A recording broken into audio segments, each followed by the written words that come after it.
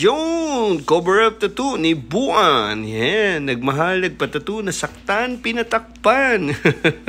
Kaso hindi kinaya. Yan. Gamit nga pala tayo ng CPL lens yan. Wow, ganda-ganda ng ang ganda-ganda ng dating, oh. Kahit na kulay kahoy si Buan. Ayun, sa lahat ng gusto magpatattoo, meron always on the go 24/7 next. Meron tayong shop dito sa Buhay na Tubig, pero pwede rin tayo mag home service. Patattoo na! Dieto na! Meron tayo ngayong Buan Max. Yan. Boss, sino sa boss? Pasay. Pasay, ayos ah. Ano mo natin? Papakover up. Saan? Galigin nga. Ito. Boss, hindi kami nagtatattoo sa kahoy. Ba't naman papakover up mo yan? Wala na eh. Sino magtattoo yan? Pasay. Ow! Ano pangalan yan? Ewan. Ito yung she. Ano ilalagay natin dyan? Basta matakpan. Ha? Kahit ano, basta matakpan. Basta ako na bahala sa atake. Ayun na nga. Ito yung dating tattoo ni Buong. So, syempre, nagmahal, nasaktan at papatakpan using a Tech Product Philippines ng MLC Tattoo Supplies. Yan yung pinandikit natin. Kung mapapansin nyo, portrait siya. So, yung Buddha kasi nakabikit. So, sinadya kong ilagay yung mata nung dating portrait dun sa ilalim o parang pinaka-eyebag nung Buddha. Yan. Gumamit din pala ako dyan ng advanced opaque, black and gray. Advanced black and gray yan. Usually kasi pwede naman black and gray kaso masyado nang maitim talaga si Buan eh. Saka hindi naman maitim pala. Kahoy yan. si kaibigang Buan yan. Using 19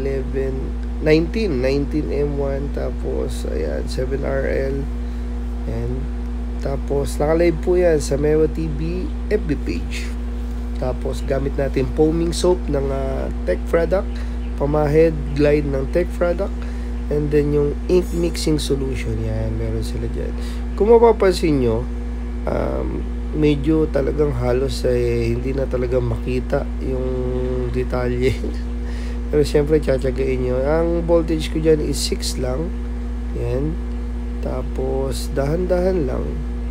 Ito nga, sa sobrang dahan-dahan natin at tayo kaibigan natin si Buan at lagi natin kasama, nag-inarte. Nasaktan na raw. Daig pa ng mga abab. Yan. So, nag-highlights pala ako dyan ng, anong ba ginamit ko dyan? 7RS. And pagtas ko siyang highlights ng 7RS, saka ko naman siya sinaidigan ng Magnum na puti. 19 o 11. Yan. Using Dynamic Triple White. And mapapansin nyo, yan, sasaktan-saktan na si Tabuan. At ito na nga. At nagpasakop na tayo sa CPL lens kasi katulad yan, si Buan kasi medyo moreno talaga, lalong hindi nakikita masyado yung tattoo. Pero sa personal, okay naman. And ayun, sa lahat ng gusto magpa-tattoo, PM lang ho kayo. Yeah! Ay! Joy! So ito nga pala si Buan, nagmahal, nasaktan, Pakover up. pag mahal mo, ipatattoo mo. Pag sinaktan ka, Pakover up. patakpan mo. So yun, nakalive tayo sa Mewa TV FB Live. So, kamusta yung tattoo mo, bossing? Okay. Yung sakit. Masakit kasi mahina ako eh.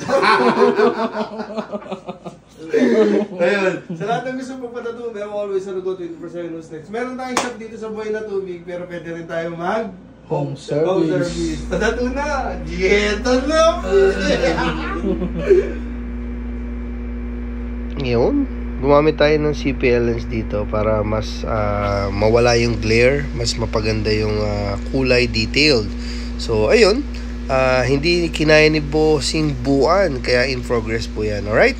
Using a CPL lens para mas mapaganda yung detailed ng design.